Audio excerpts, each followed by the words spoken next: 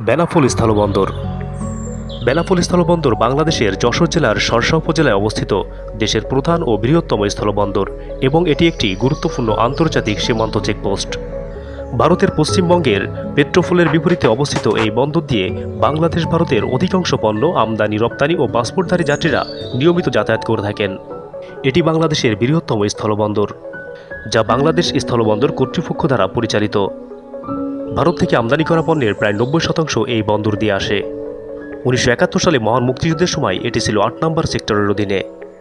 প্রতি বছর সরকার প্রায় 10,000 কোটি টাকারও বেশি রাজস্ব অর্জন করে থাকেন এই বন্দর থেকে।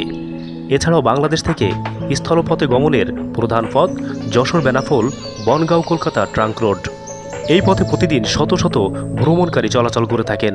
বাংলাদেশের রাজধানী ঢাকার সাথে সহজ যোগাযোগের জন্য বেনাপোল থেকে চলাচল করে বেনাপোল এক্সপ্রেস এবং রূপসী বাংলা নামে দুটি ট্রেন।